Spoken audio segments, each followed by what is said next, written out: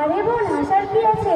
আর আমি কি পারি বললাম? আমার ভাবতে অবাক লাগছে যে তুই একজন দর্শনের ছাত্রী হয়ে আলহামদুলিল্লাহ আল্লাহ ভালো রেখেছেন এই ধরনের আসবি কথাবার্তা বলবি।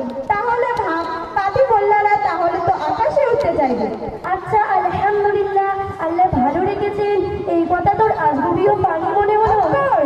শোন, আমার মনে হয় এই আজগুবি কথা না বলে বরং আমরা অন্য টপিকে কথা বলি, সেটাই ভালো হবে। এখন তো আমার ভাবতেও অবাক লাগছে যে তুই নাকি কলেজে পড়িস।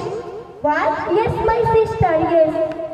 আচ্ছা বল তো দেখি, আমার কলেজে পড়া তোকে অবাক করলো কিভাবে? শোন তাহলে, আমাকে বল, তুই কোনো কথাকে আজগুবি বা যুক্তিহীন বলার আগে প্রমাণ করতে হবে যে সেটি আজগুবি বা যুক্তিহীন কিনা।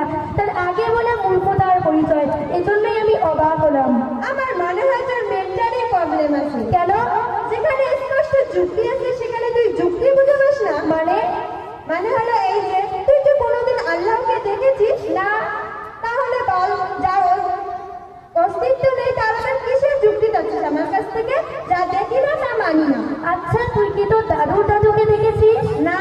তাহলে তো তোর দাদুর দাদু বলতে কোনো ব্যক্তির অস্তিত্ব মানা তো শোভা পায় না, কারণ তুই না দেখে তো বিশ্বাস করিস না, তাই না?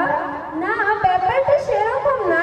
আসলে তুই ভালো করে বোঝাতে না পেরে অন্যদিকে নিয়ে যাচ্ছিস। আচ্ছা, তাহলে কিভাবে বোঝালে বুঝবেন ম্যাডাম? এমন কোনো বিষয় দ্বারা উদাহরণ দে যেন আমি বুঝতে পারি।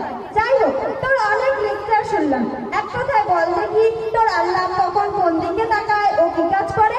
এই প্রশ্নের উত্তর দিতে পারলে আমি কথা দিলাম আমিও তোর মতো আল্লাহকে বিশ্বাস করব। ওকে মাই সিস্টার, আমি তোর প্রত্যেকটি প্রশ্নের উত্তর দেবো ইনশাআল্লাহ। আচ্ছা বল তো দেখি, ওই বাটিটার আলো কোন দিকে পড়তেছে? কেন চতুর্দিকে ছড়িয়ে পড়তেছে?